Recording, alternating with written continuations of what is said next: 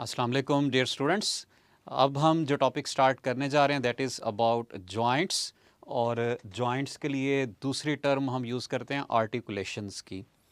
Joint या articulation को अगर हम डिफ़ाइन करें तो हम इस तरह से कह सकते हैं कि the place where two or more than two bones meet together is called as joint. यानी जहाँ पे भी दो या दो से ज़्यादा बोन्स आपस में मिलेंगी तो वहाँ पे जो स्ट्रक्चर बनेगी उसको हम जॉइंट कहेंगे। जॉइंट के दो बेसिक फंक्शंस आपने याद रखना है।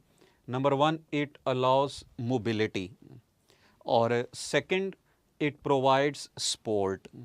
यानी डिफरेंट प्लेसेस पे आप सपोज करें कि अगर हमारा स्केलेटन सिंगल पीस का बना होता तो अल्टीमेटली हम अपने डिफरेंट पार्ट्स को मूव ना कर सकते। तो इन जॉइंट्स की प्रेजेंस की वजह से हमारी बॉडी के अंदर मोबिलिटी प्रोड्यूस होती है।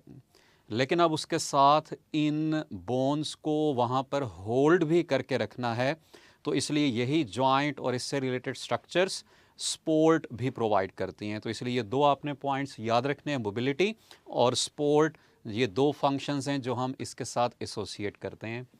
हम चलेंगे जॉइंट्स की क्लासिफिकेशन की तरफ, और यहाँ पर जो क्लासिफिकेशन हम पढ़ेंगे that will be the structural classification of the joints. और दो बेसिक पैरामीटर्स हैं जिनकी बेस पर जॉइंट्स को हम क्लासीफाई करेंगे। One is the binding material, कि वहाँ पर जो बोन्स इकट्ठी प्रेजेंट हैं उनको कौन सा मटेरियल बाइंड कर रहा है, उसकी बेस पर क्लासिफिकेशन ये होगी। और दूसरा करेक्टर जिसकी बेस पर हम इसको क्लासिफाई करेंगे वो जॉइंट कैविटी की प्रेजेंस या एब्सेंस होगी, कि जॉइंट के लेवल पर स्पेस या कैविटी प्रेजेंट है या एब्सेंट है। तीन बेसिक कैटेगरीज हैं जिनको हमने यहाँ पर पढ़ना है, और उनमें सबसे पहली टाइप जिसकी तरफ मैं जा रहा हूँ that is of fibrous joints. अब आपने नाम से याद रखना है कि ये हमें एक्चुअली कनेक्टिंग मटेरियल का नाम है जिसकी बेस पर हम इसको ये नेम असाइन कर रहे हैं। ये हम इसकी फर्दर डिटेल को भी देखेंगे कि ये जॉइंट्स कहाँ पर प्रेजेंट होते हैं। आपने ये डायग्राम पैरेलल इसके सामने रखनी है। सबसे पहले हम चलेंगे इसके कनेक्टिंग मटेरियल की तरफ। तो फाइब्रस जॉइंट्स के केस में the bones are held together by thin fibrous connective tissue, और इस फाइब्रस कनेक्टिव टिश्यू की वजह से हम इसको फाइब्रस जॉइंट्स का नाम देते हैं। दूसरा आपने याद रखना है कि इन जॉइंट्स के लेवल पर जॉइंट कैविटी प्रेजेंट नहीं होती, there will be no space between the bones, और इसलिए आपने ये याद रखना है कि ये जॉइंट्स इमूवेबल जॉइंट्स होंगे, यहाँ पर मूवमेंट पॉसिबल नहीं होती। इनकी रोल की तरफ अगर हम चलें तो these joints provide strength, support and protection. यानी हमारी जो बोन्स हैं स्कल की, इनको स्ट्रेंथ प्रोवाइड करना, इनको सपोर्ट प्रोवाइड करना, फिर इसी तरह से ब्रेन और आइज़ को प्रोटेक्शन प्रोवाइड करना, ये इसका बेसिक फंक्शन होगा। और एग्जांपल्स की तरफ हम चलें तो ये आपने एग्जांपल्स याद रखनी है कि joint present between the bones of skull और the examples of these immovable joints, or we can say them as the fibrous joints। और एक चीज़ और भी मैं यहाँ पे बताता जाऊँ कि इन स्कल के जॉइंट्स को हम सुचर्स का नाम भी देते हैं। तो सुचर्स भी अगर आपसे पूछेंगे तो these are the examples of the fibrous joints, these do not allow any movement. इसी तरह से आपने याद रखना है कि सैक्रम और ईलियक बोन्स के दरमियान जो जॉइंट बनता है that is also an example of this fibrous joint.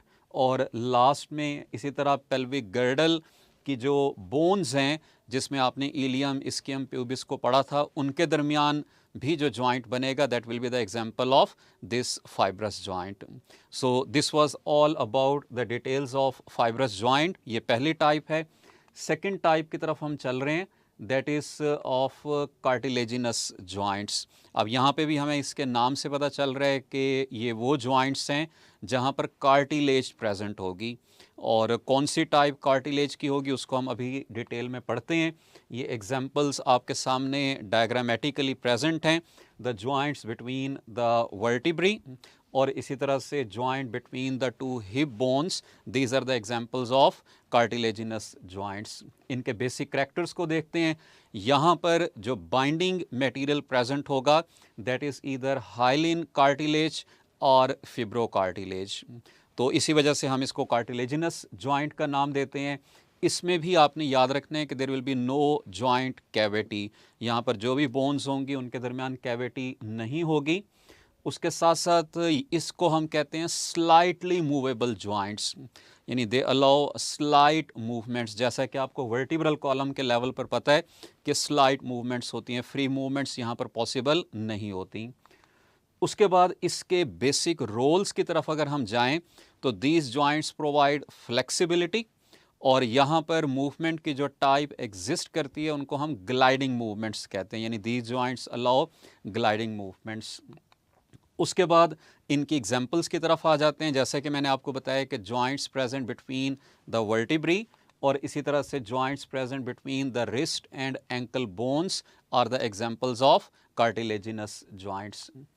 तीसरी टाइप की तरफ मैं चल रहा हूँ, और तीसरी टाइप हमारे पास है साइनोवियल जॉइंट्स की। अब यहाँ पर भी आपने याद रखना है कि इसके भी नाम के साथ जिन स्ट्रक्चर्स को हम रिलेट करते हैं उसमें एक साइनोवियम होगी, और इसी तरह से साइनोवियल कैविटी प्रेजेंट होगी, साइनोवियल फ्लूइड प्रेजेंट होगा। उसकी बेस पर हम इनको साइनोवियल जॉइंट्स का नाम देते हैं। ये हमारे पास इसका बेसिक स्ट्रक्चर होगा, इसकी स्ट्रक्चरल डिटेल को भी हम अभी देखेंगे। This is the diagrammatic representation of the synovial joint. इनके फीचर्स को देख लेते हैं, then we will move towards its basic structural layout. यहाँ पर आपने याद रखना है कि ये वो कंपोनेंट्स हैं जो बोन्स को बाइंड करते हैं। उनमें जो इम्पॉर्टेंट कंपोनेंट हैं, one is the articular cartilage, यानी यहाँ पे भी कार्टिलेज प्रेजेंट होगी, और मोस्ट कॉमनली यहाँ पे भी हाइलिन कार्टिलेज प्रेजेंट होती है। But this hyaline cartilage will allow motility, इसलिए हम इसको आर्टिकुलर कार्टिलेज का नाम भी देते हैं। These joints are surrounded by a protective covering. This protective covering is called as capsule.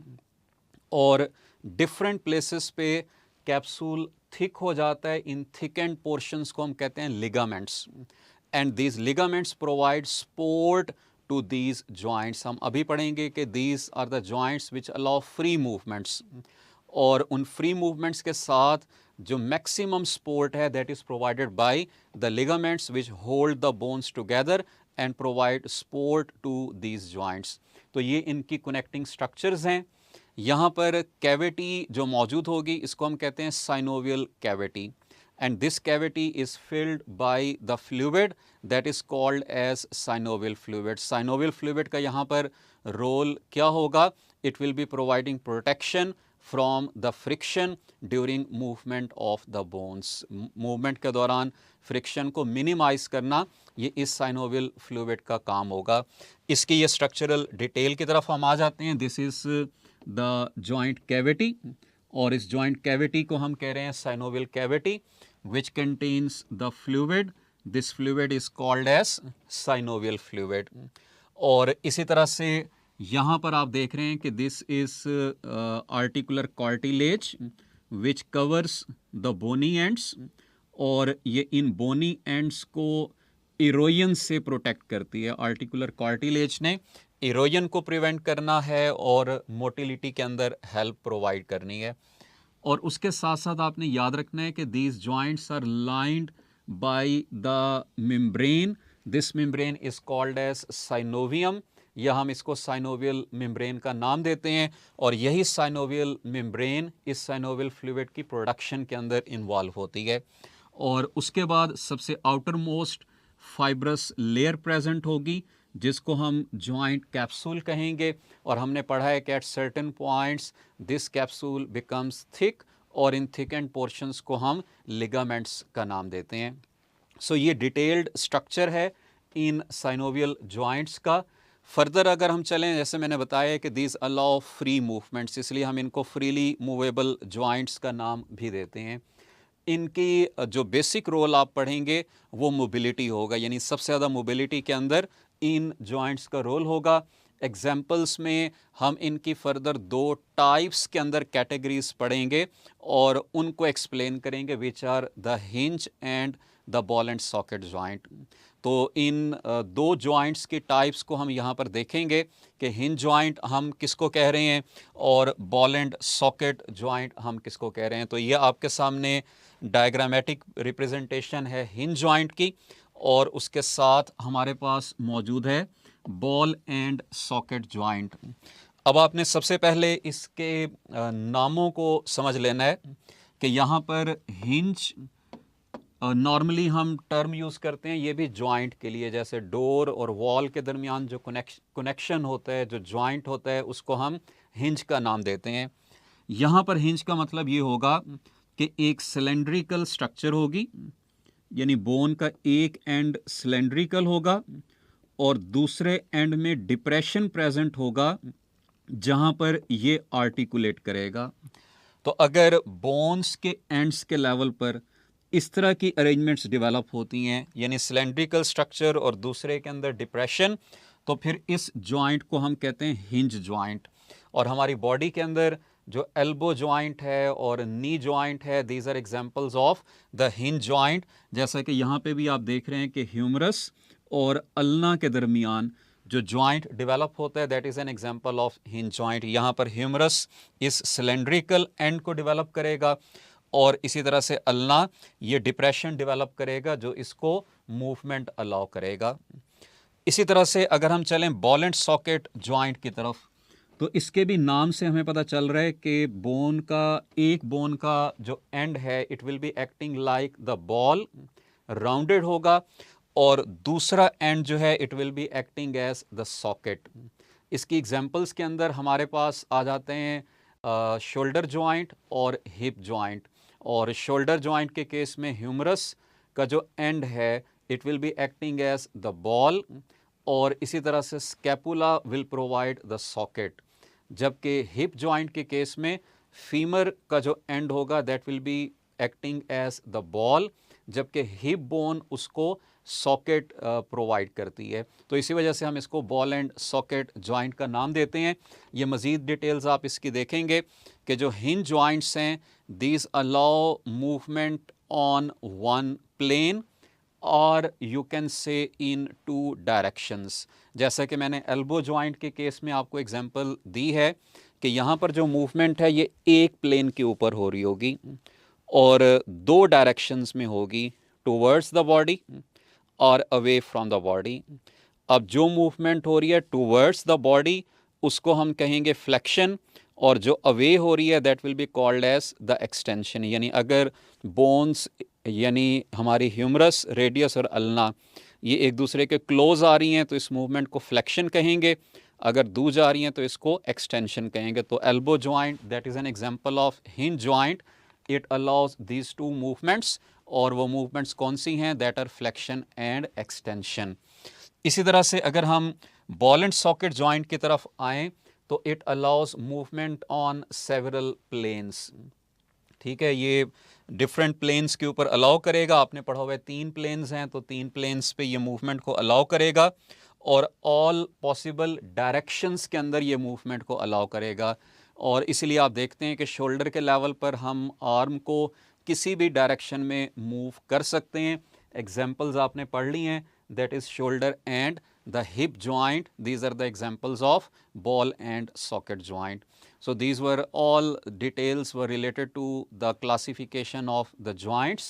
अब हम चलते हैं इनके चंद एक क्वेश्चंस की तरफ, प्रैक्टिस क्वेश्चंस को हम देख लेते हैं।